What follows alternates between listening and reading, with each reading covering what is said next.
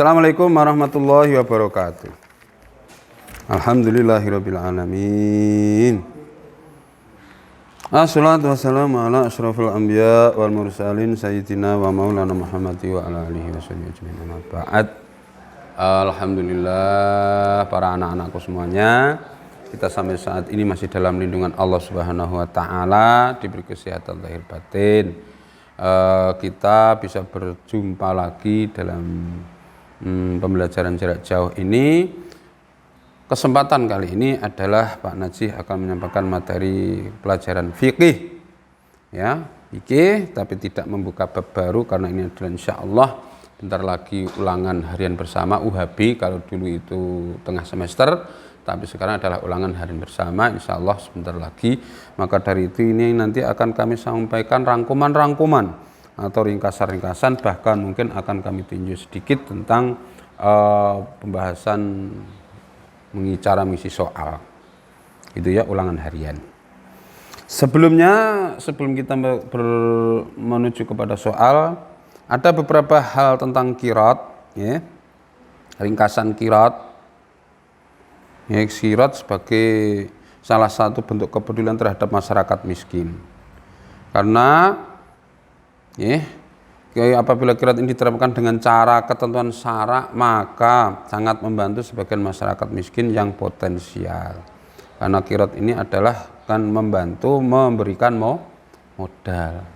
Ini ditata sing apik, ya akan menunjang dan membantu terhadap orang-orang yang potensinya bagus dalam bekerja, mencari nafkah, tapi pas kebetulan tidak punya modal. Ini kesempatan baik. Karena qirat ini juga tidak sia-sia membantu modal ini. Maka dari itu beberapa hal yang perlu diperhatikan dalam qirat. Karena qirat merupakan hubungan dua orang atau lebih. Qirat ini hubungannya tidak nyarang satu orang, minim hubungan dua orang. Karena apa? Pemberi modal dan penerima modal. Mungkin ada saksi, mungkin ada ini, ada itu. Tapi paling tidak kedua orang, dua belah pihak. Yang perlu diperhatikan hal-hal berikut ini. Satu, penting.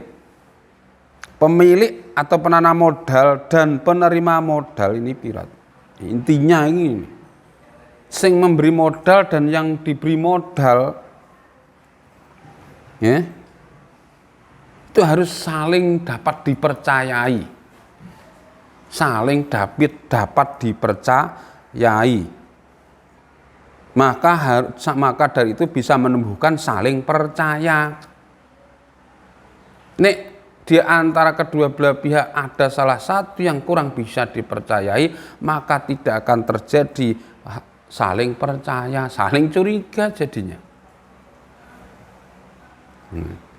Jadi di sini dapat kedua belah pihak harus saling percaya ini karena kedua belah pihak harus dapat dipercaya. Jadi ini cara bahasa saya, kedua belah pihak harus saling dapat dipercaya sehingga harus saling mempercayai. Nek wis bisa dipercaya kan tetap bisa aja saling mempercayai. Nah, saling mempercayai yang satu bohong, yang satu ya ndak bisa. Maka utama atau mutlak yang harus dimiliki, yang harus dilaksanakan kedua belah pihak, baik penanam modal maupun penerima modal, bisalah dipercaya. Wong kita itu sama-sama ada istilah, ada unsur tolong menolong. Masa kita ciderai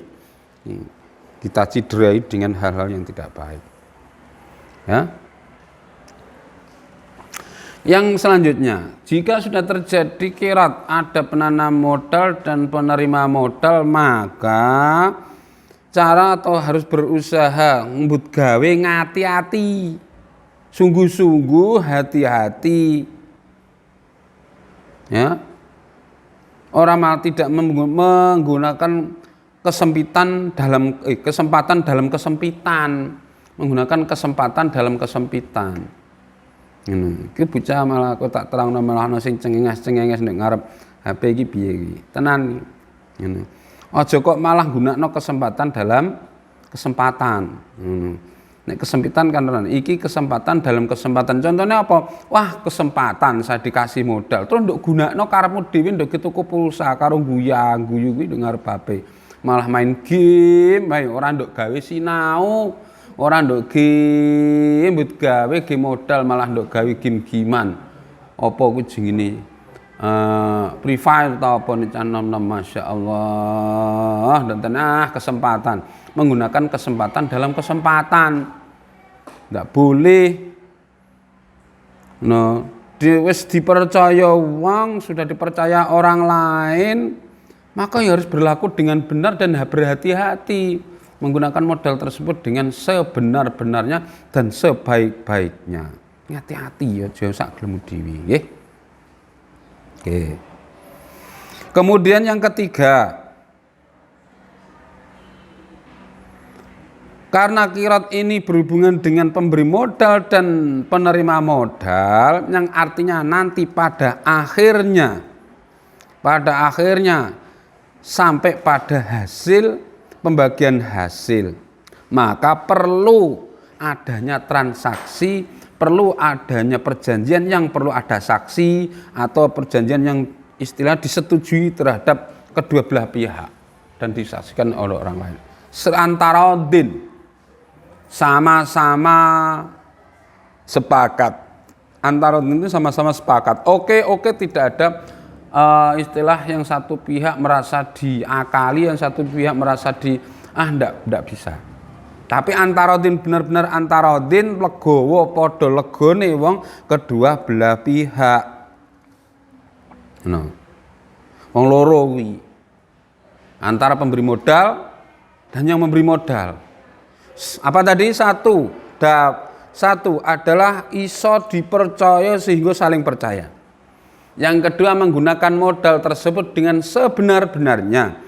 Yang ketiga, pembagian hasil daripada modal tersebut dengan kesepakatan yang disepakati kedua belah pihak, saling ikhlas. Kemudian rangkuman seluruhnya mulai dari muamalah jual beli adalah kegiatan tukar menukar suatu barang dengan barang lain atau tukar menukar antara barang dengan uang dengan syarat dan rukun yang telah ditentukan. Wis nduk ngarep. 2. Khiyar dalam jual beli yaitu hal memilih antara meneruskan atau membatalkan. Khiyar milih oleh. Yang ketiga tadi adalah qirat, adalah pemberian modal dari seorang kepada orang lain sebagai modal usaha dengan harapan akan mendapat keuntungan yang dibagi sesuai kesepakatan ketika akad. Itu rangkuman. Ya. Rangkuman. Itu bisa dipahami. Kemudian waktunya masih berapa menit itu? Dan nanti kalau mengenai ulangan harian, itu contoh di sini nanti ada bentuk jual beli yang hukumnya dilarang oleh agama adalah titik-titik kecuali. Ngono iki dipahami. Caranya mengerjakan soal itu ngono. Aja angger grabyak dipahami bentuk jual beli yang hukumnya dilarang.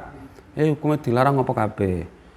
Ya, dilarang oleh agama adalah kecuali, berarti yang tidak dilarang.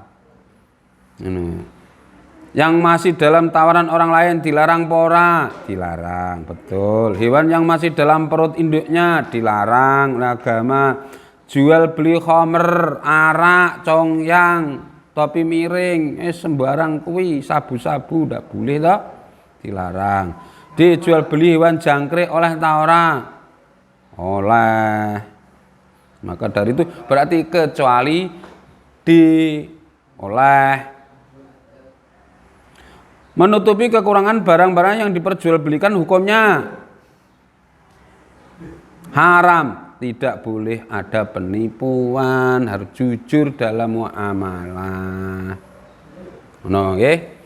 Bentuk-bentuk jual beli yang dilarang dalam agama Islam adalah kecuali ndok kono ana sistem ijon, horor atau penipuan. Jual beli penipuan iso ae. Sistem ijon iki nek sistem ijen ini berarti pelem ijen lagi berkembang itu apa jenenge? Mah aku. Wis ngono kuwi sing cilik lho, mentilis ngono kuwi. Ya. Niku ndak boleh. Karena itu masih rawan untuk gugur, rontok ketika kena angin. Ndak boleh. Wah itu Pak wakih berkembangi, peleme cili-cili jejo iki sak kuku-kuku iki wakih wis tak dol semene. Ndak boleh, itu masih sistem ijen terlalu hijau itu. Ndak boleh. Ya. Gorok atau penipuan, contohnya penipuan, sampean numpuk barang, iki barangnya bagus istimewa, padahal kowe nyimpen kekurangane tutup-tutupi. Mengandung riba timbangane ora cocok. Ini barang alusan tibake kasar. Nggih.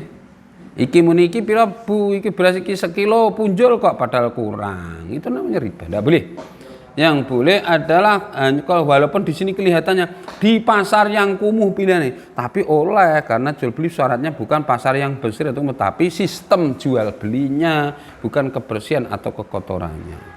Nanti akan saya bahas 5 saja. 4.